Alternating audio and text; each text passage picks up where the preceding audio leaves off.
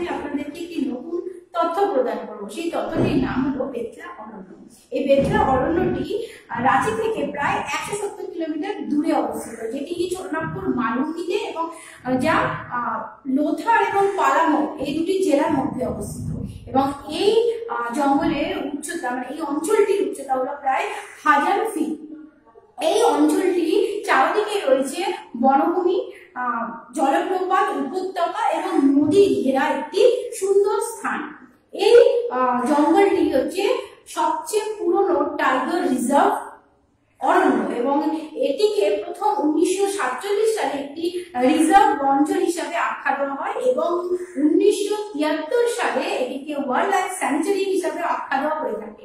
অবশেষে 1986 সালে এই বেতলা অরণ্যকে ন্যাশনাল পার্ক হিসাবে অভিহিত করা হয়েছে। এখানকার সবচেয়ে উল্লেখযোগ্য বা পর্যটকের দৃষ্টি আকর্ষণীয় বিষয় হলো তার পশু পাখি। এখানে পশুগুলিকে খোলামেলা জঙ্গলে তারা ঘুরে বেড়ায় এবং যে কোনো পর্যটক সেই জঙ্গলের মধ্যবর্তী পথ দিয়ে যখনই যায় সেই পশুকে তারা সরাসরি দেখতে পায়। এবং এখানে রয়েছে আরো 5টি ওয়াচ টাওয়ার, যার মধ্য থেকে তারা সহজেই সেই পশু পাখিগুলোকে সামনাসামনি দেখার সুযোগ পায়। এখানকার উল্লেখযোগ্য পশুগুলি হলো বাঘ, হরিণ, বাইসন, লিওপার্ড ইত্যাদি নানান প্রজাতির বন্যপ্রাণী এখানে রয়েছে এবং সে কারণে কিন্তু এর নাম বেতলা হয়েছে, কারণ ইংরেজি বেতলা নামের সঙ্গে এই পশু পাখিদের নামের একটি সম্পর্ক রয়েছে। বেতলা অর্থাৎ BETLA, বি অর্থাৎ বাইসন, ই অর্থাৎ এলিফ্যান্ট, টি অর্থাৎ টাইগার, এল অর্থাৎ লিওপার্ড এবং এ অর্থাৎ অ্যাক্সিস। এই বিভিন্ন প্রজাতির পশুরা কিন্তু ওখানে উপস্থিত রয়েছে এবং তাদের নাম অনুসারে এই বেতলার নামটি করা হয়েছে। এই বেতলা অরণ্যে রয়েছে সুন্দর দুর্গ এবং রয়েছে আরো কিছু জলপ্রপাত। দুটি অতি সুন্দর জলপ্রপাত রয়েছে, যে জলপ্রপাতগুলির নাম হলো লোদ এবং মির্চিয়া।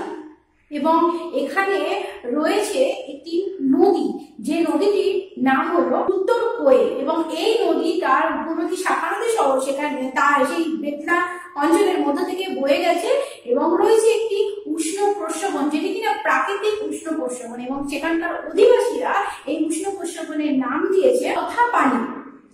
এবং সেখানকার প্রধান অধিবাসী হলো মুন্ডা, বিরজা ও নানান ধরনের অধিবাসীরা এখানে কিন্তু বসবাস করছে। এই অঞ্চলের অপর একটি গুরুত্বপূর্ণ বিষয় আপনাদের জানলে খুবই ভালো লাগবে যে বছরের সবসময় কিন্তু এই জঙ্গলটি খোলা থাকে, কিন্তু তবুও আপনারা জেনে রাখুন যে নভেম্বর টু মার্চ এই সময়টা কিন্তু এখানে ঘুরতে যাওয়ার সবচেয়ে উল্লেখযোগ্য সময়। আজকে আমি আপনাদেরকে এই বেতলা অরণ্য সম্পর্কে জানালাম।